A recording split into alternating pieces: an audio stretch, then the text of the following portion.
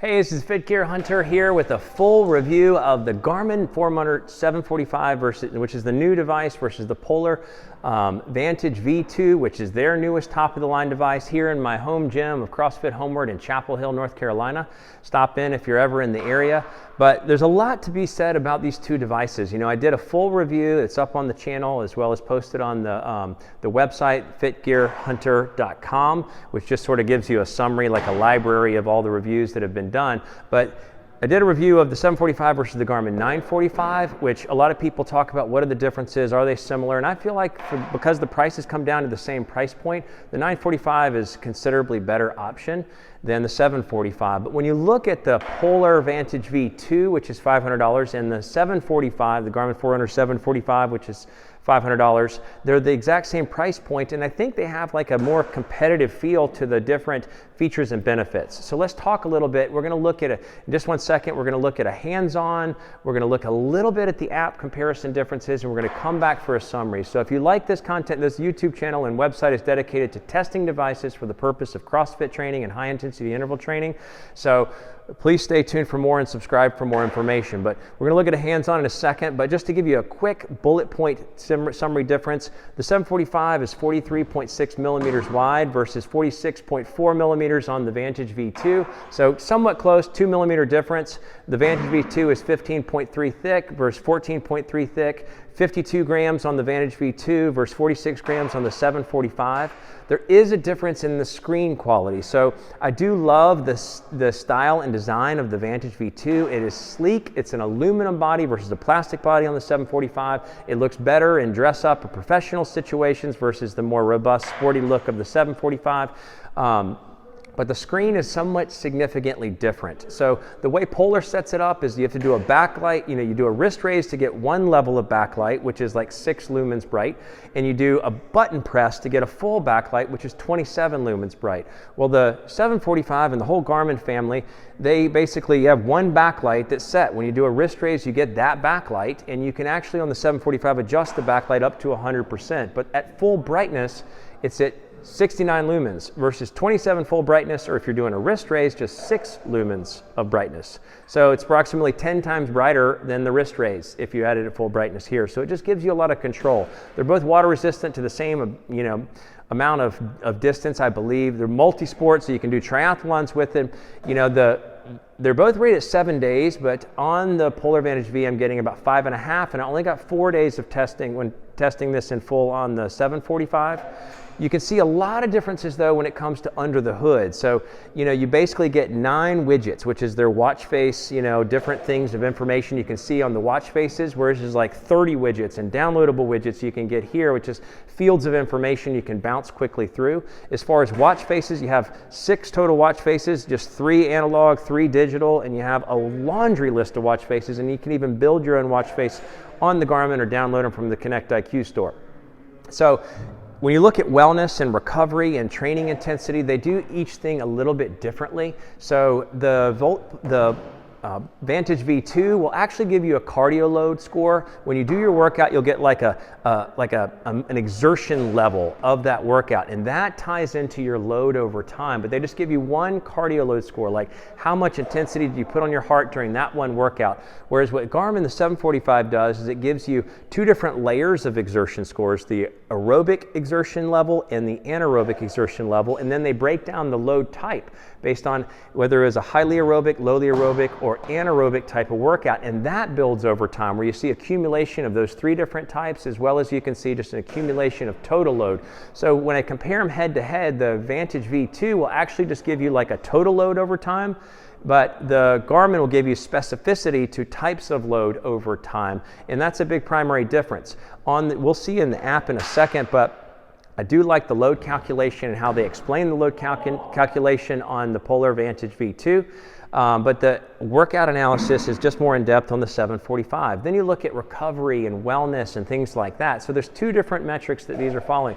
So on the Polar Vantage V2, you actually have nightly recharge, which is both your sleep score, your quality of sleep, coupled with your autonomic nervous system recharge. So looking at breathing rate, heart rate variability, beat to beat minute averages, recharges, and combining that to give you a score that can tell you if you're ready for the next workout based on the sleep recovery. What Garmin, the 745, will do is it will at some point, because it hasn't been yet updated to include the sleep score, but you get a sleep score, but you also get body battery, which is a calculation of all-day stress levels. So if you have an intense workout and all-day stress and bad sleep, it's going to show you as your resources is considerably low, coupled with the recovery time just from the workout analysis. So there's 3 layers. You basically have sleep score, sleep quality, you have all-day stress coupled with body battery, and then you have the recovery time from workout to workout, which combines these other wellness aspects. And since that improved recovery time has been updated, it's really hard to say. I used to love the nightly recharge as the definite answer here.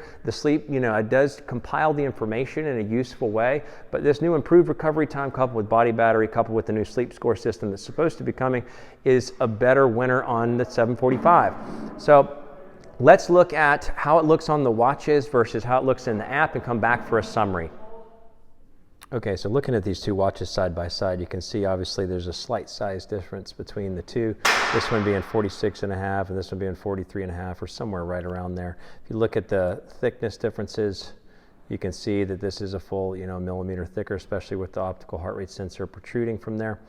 The band is really unique. This is not actually the stock band on the 745, because this is just a replacement with a push pin or with a quick release, but the band that comes automatic on the 745 is actually fixed with a spring loaded, like you have to get a little screwdriver. And then the Vantage V2 has a pull pin. They both have 5 buttons, depending on which side you're looking at. But the casing is all aluminum on the Vantage V2, which gives it a nice, professional, sleek feel. If you look at the differences, like in the screen quality, you can see that I think the black is a little bit more black, and the colors have better clarity here on the Vantage V2, but you actually get, and it's a little bit more washed out, which is an unfortunate thing on the Garmin, but you actually get a lot more consistency of backlight. So I don't know if I can pick it up in the video, but if you do a wrist raise with either one, so this is on, and that's not working, of course, for the video, but it usually will give you a full brightness on the backlight versus the backlight here, which this is actually on, but you see it's a lot clearer on the 745. So the way that the Vantage V works is you have widgets that are basically watch screens across different fields. You have the regular date, you have your intensity zones, your amount of time per week spent in heart rate areas, weather widget. You have your FitSpark, which gives you recommendations for workouts for the day, your nightly recharge, which is basically your sleep, and your recharge capabilities. So your logbook for workouts, and then your training load effect. Activity for the day, like how busy or active your day was, back to the date.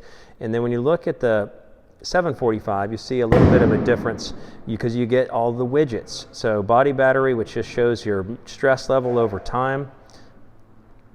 Training status, which you can see, your training, a lot of specifics there, sunset, sunrise, health stats, VO2 max stats, weekly running totals, heart rate, steps, and you can change and customize a lot of these into seeing what information is important for you to see. So, and then you got, obviously there's a million different watch faces you can choose from, as well as you can download a ton on the website. Here on the Polar Vantage V, you can actually change this watch face to be an analog versus this digital. You can change it to 3 different digitals, 3 different analogs, so not a lot of a customization there. When you go to look at a workout, at the end of the workout, what does it look like on the watch? Well, you'll get this same summary of stats every time. So the amount of time you can either, it is a touch screen, which is a nice function, which I forgot to mention in the brief summary. This was a relatively intense workout, and you can see that you can scroll down the cardio load 140, that's just the total load, and it's usually around a 75 to 90 for a harder, for a mid-level workout, and this one shows it's a lot higher level intensity. It does give you the energy used, like the amount of calories, but that's what a workout stat-wise looks like on the watch. And if you look at the workout stat-wise on the 745, if we just look back here, you can click into it, you can see all the stats in a simple summary form, as well as you can see the training effect impact. It said I basically overkilled myself, and then you can see, the heart rate graph. So it breaks it down by sort of by type rather than a big long summary, which I really like. I mean, obviously you can get just the digital summary of the details, but I like that you can actually get, you know, picture representations of different aspects. So that's what it looks like when you get done with the workout in the watch itself. Obviously, one thing I forgot to mention in the summary, and if, you know, you can get whatever, you know, you have music. You can download music, a Spotify playlist. You don't have to have actually MP3s downloaded. It's a big capability that's not on the Vantage V2. Into a workout, what does it look like? You know, the actual workout itself, you just click, that's clicking into the logbook again. You click here, you go into the workout.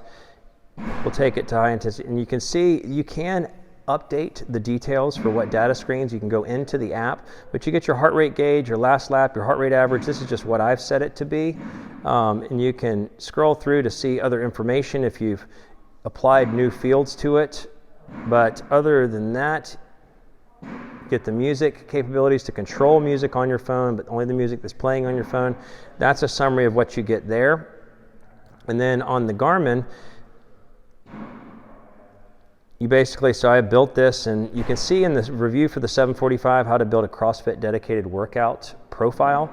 But you start it, you're basically going to get this information. I'm not going to start it, so I don't want to delete it, but you get all this information. You can go into different fields of information where you just see the heart rate if you're tracking that, and you can add whatever you want to a laundry list of data screens. You can change the number of data pieces, and you have a lot more expandability with what types of data you could see during a workout. So that's the basics for how each of them reflect a workout in the watch itself. So we saw how the workout looks in the summary form. And we saw how it looks when you're actually in the workout. We're not going to save the short training session. And then how does it show the workout impact to your load over time? And you can see that in the training load details that is shown here. So the way that Polar, and I'll show you in the app in a second, it showed the way that Polar calculates it is your average 7-day strain versus your 28-day tolerance gives you your load status. If you're continuing to push yourself over your 28-day averages, then you're moving forward. But that's about all it gives in your load. It's just sort of a simplified load. But if we look at the load tracking on the 745, it gives the higher level detail than the 245 does, and the same information as the 945. So you see the basic that you're maintaining. You get your VO2 max snapshot, but your load over time, this is like the total load, but then you get specificity, so the amount of load in different areas. The anaerobic, highly aerobic, and the lowly aerobic, if you're tracking or training in a certain details, and then your recovery time. Recovering as expected. It says I got a lot of time because that workout yesterday was long, but this will change if I don't get good sleep and my body battery is depleted. It'll increase recovery time, so it's very dynamic, but that's what you get when you look at the full training status here on the watch. So there are a lot of widget details that are so much more capable and more expandable than there are on the Vantage V2. We're not going to get into all of that because I wanted just to do a simple summary of these two watches side by side. Let's look at the app and then come back together with a face-to-face summary. Okay, so what are the differences in the apps between the Garmin app and the Polar app with the 745 versus the Vantage V2? So these are going to be similar across all the Garmin line as well across all the Polar lines. So you're going to get just a basic exposure to all of it. This is what your landing page with the Garmin. Your information is sort of summarized in different buckets, and you can dive into each of these buckets and get detailed information, versus with the Polar, you just get sort of a summary of data. So one of the things that's harder for me about Polar is like in this big blue screen in the middle, you just get like summary of information, but to me, visually, I can't grab the information mentally as easily because it's just in one big blue screen versus in columns of data, pieces of data where you can see, you know, different primary pieces of information versus the summary. You can click this top right button and get a heart rate throughout time, but the biggest and most simple summary is just to see your activity and movement throughout time. You can get it for the week. It'll take a second, and for the month, take a second. Eventually, oh, that's, yeah. Nope. Okay, there it is. So the month over time, so it takes a little time to compile all that, so it does have good information, but it's bounced me back to the wrong day. Isn't that nice?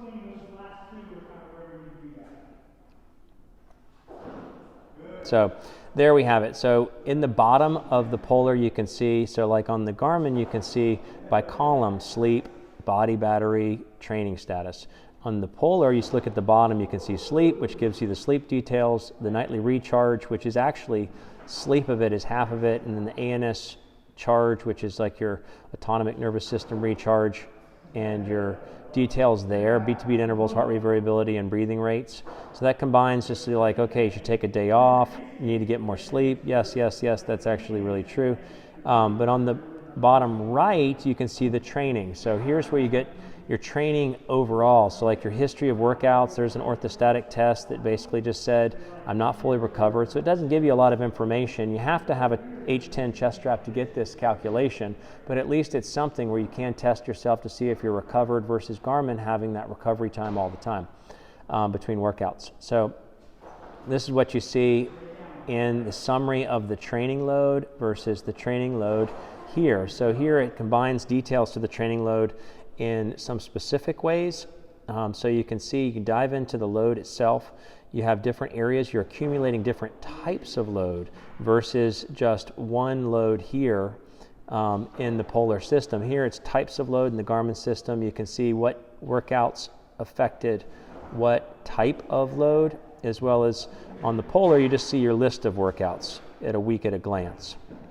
And then you get into the load summary, and you can see the green bar just being your ideal, sweet spot for growing your fitness, and the total number in the middle there.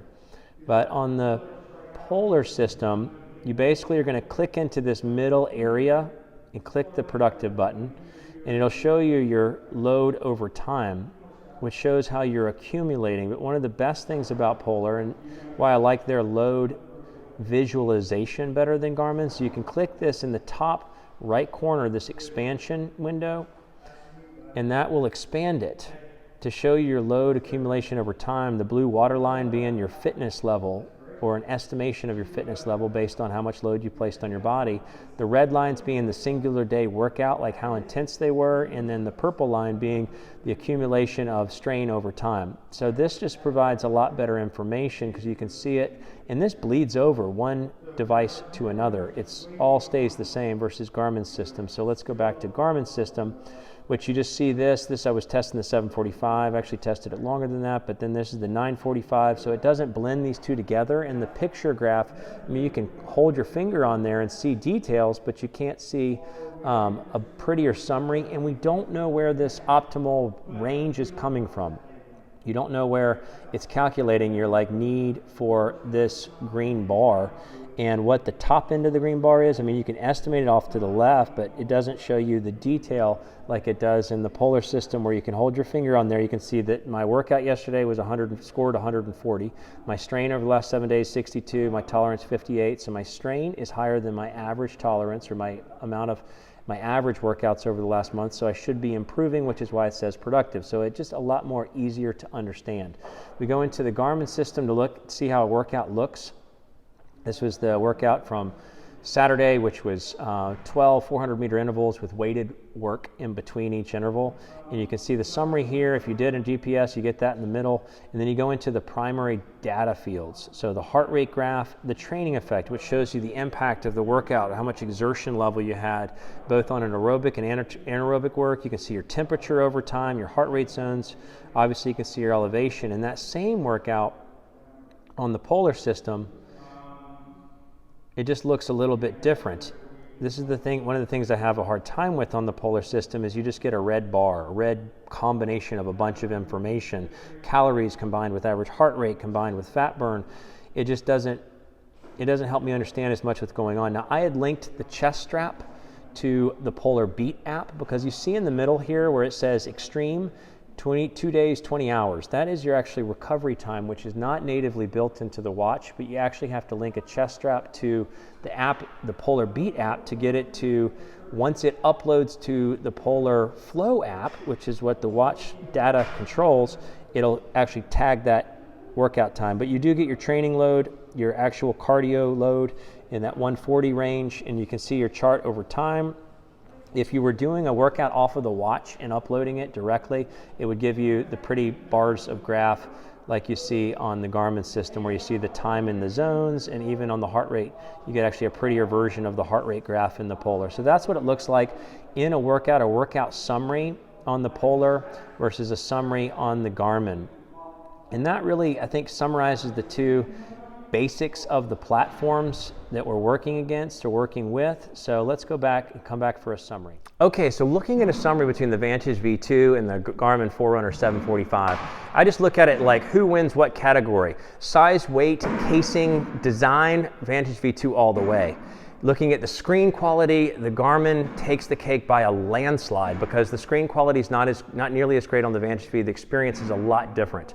Workout, the experience of the workout, like data screens, goes to the 745. You can customize, you can get specialized workouts, mountain biking with all sorts of details. They just added cross-country skiing. You can do bouldering. You have all sorts of details on the 745 which are not available with specificity, at least. You can get a profile, but you don't get specificity on the Vantage V. The optical heart rate, I did a full analysis, and I'll put that in the bottom in the description of the different heart rates. So this came in at 60% accurate. If you're just doing standard optical heart rate, this came in at 80% accurate. The thing we always say when doing CrossFit workouts is you have to do a chest strap to have an accurate analysis. Now, looking at load tracking, how it presents the information for how workouts are putting your body under load. The Vantage V2 does a better job of summarizing the load over time and showing you a prettier chart and giving you a better explanation for how the load is calculated, so you have a more detailed awareness of how you're growing your fitness or declining in your fitness or just maintaining. So that goes to the Polar Vantage V2. Then we get into details like smartwatch functionality. Notifications, simple thing, notifications coming to the watch. The Vantage V2 totally fails in this area, so the cake goes big time to the 745. All the notifications come in easily and smoothly and consistently. They're all immediately available. You have to do a wrist raise to get a notification to appear here, and I'm only getting about half the time because there's some sort of odd disconnect with the phone, but everything's clear here. The text size is clear. All the things are good notification-wise. Watch faces. You have a million watch faces you can download here. You have 3 analog, 3 digital. Widgets, you know, I like that they're expanding their widgets or their simple summary of information here on the Polar Vantage V2, but on the 745 you've got like 30 widgets, and you can download a bunch of different widgets, you know, and arrange them by order. You can do a lot of different expansive things. Tests and analysis, you know, so like the Polar Vantage V2 has different types of tests: leg recovery test, running test, cycling test, orthostatic, which is your recovery test, as well as fitness test. I do like that functionality, but at the same time I feel like it's somewhat a tie because the 745 will give you performance conditions while you're running. Is your performance improving or decreasing? It'll give you you know, obviously the body battery is its own version of test on your depletion. The improved recovery time compares to like the orthostatic test for recovery time on this, and the orthostatic test requires an H10 chest strap, so it's not as good and useful there. So I would give it somewhat of a tie. You can do a VO2 max here without actually going for a run, which I really like as a non-runner, a CrossFitter, and high intensity interval training person. Wellness and health, I give it a tie as well there, but a slant towards the Garmin. So you have body battery, the dynamic improved recovery time, as well as a sleep analysis, whereas here you have more of just a sleep analysis coupled with maybe a recovery test, orthostatic test done with a chest strap. So not as involved and not as easy to get the information on the Polar Vantage V2. As far as the app is concerned, I give it to the Garmin. So the Garmin, I feel like it summarizes the data and it puts it in groupings that is a little bit easier to see and clear, and it has a lot deeper dive into data. You can look at a bunch of different data fields versus the Polar watch, you know, the Polar app experience. So, and then there's just a bunch of extras that it gives to Garmin. The cake goes big time to Garmin. So you have pulse ox, which I didn't even mention. This doesn't offer it. Your oxygen levels over time. You can track it throughout the entire day, which will deplete your battery, or you can track it during the night just to see how your oxygen level was while you slept. Respiration rate. You can get all day respiration rate during workouts. All across the board is tracking respiration rate instead of just in a 4-hour window on the Vantage V2. So you can get, you know, unique things like a tide chart. You can see all sorts of weather informations through the 745. You can do temperature. Temperature. Actually, you can do your temperature over time. So your temperature as you're in a workout, if it's getting more intensely hot or more intensely cool. But you just have so much more expansiveness, customization, details, and new data provided in the 745. So when I look at these two, at both $500, I definitely am tempted by the look and the feel of the Vantage V2 because of its sleek design, and it does have good workout features, workout analysis, and load tracking.